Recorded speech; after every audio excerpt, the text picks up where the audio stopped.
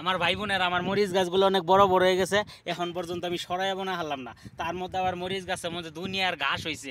দেখেন মরিচ গাছে কি সার খায়, তার কাছে বেশি খায় ঘাসে। এখন মনে করেন মরিচ গাছগুলো একটু সরাইয়া যদি বোনা হারতাম খুব ভালো হইতো। এর মধ্যে মনে করেন একটু বৃষ্টিও নাই, কিছু নাই। এই যে দেখেন মাটিগুলো রেডি করে রাখছি।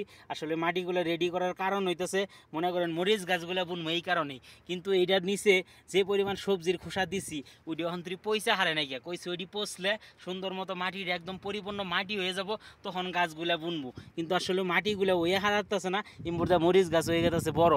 আর আমার যে ঘরের যে মনে করেন জায়গা, এই জায়গার মধ্যে আসলে কোনো হানে কোনো ফাঁকা ফুকা মানে জায়গা নাই যে আসলে আমি এই মরিচ গাছগুলো একটু সরাই সরাই বুনবো। মানে খুব টেনশনে পড়ে গেছি, আদৌ কি আমি আসলে ওই মরিচ গাছ থেকে মরিচ খাইতে পারবো কিনা জানি না। এর মধ্যে মনে করেন ঘাড়ের মধ্যে পাইছি হইতেছে দুঃখ। আপনাদের লোকে মনে করেন ঘাড় বেহা করে এই কথা কইতেছি, ঠিক মতো ঘাটটার ঘোরা হাঁটতেছি না। একটা চাইলের বস্তা মাথায় নিছি, ঘাড়ের মধ্যে মনে করেন বিষ হয়ে গেছে গা।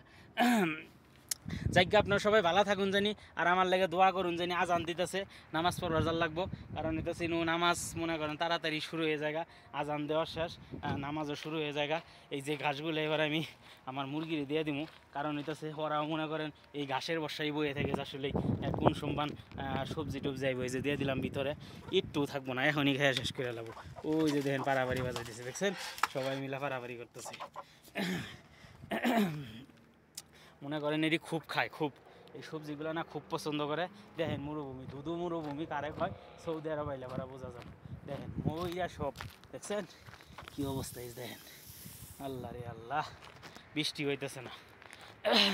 ভালো থাকুন জানি আপনারা সবাই।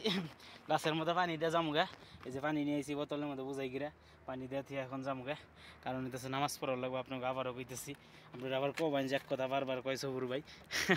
আসলেই কথা কইয়া ভুইলা যাই গে, এত কথা কই আসলে কথা কইতে কইতে ভুইলা যাই গে, এই জন্য আসলে বড় সমস্যা। পানি এক আধা দেওয়া গেতেছে না। এটা হইতেছে অ্যালোভেরা গাছ, অ্যালোভেরা গাছের মধ্যে পানি দিয়ে লাভ কি? কারণ হইতেছে অ্যালোভেরা গাছ কবে কি খামু কি হবো।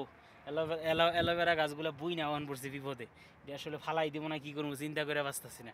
আপনারা সবাই ভালো থাকুন জানি। আসসালামু আলাইকুম, আল্লাহ হাফেজ। আসলে পানিগুলা দিয়ে তার থেকে নামাজ পড়া জানাবো।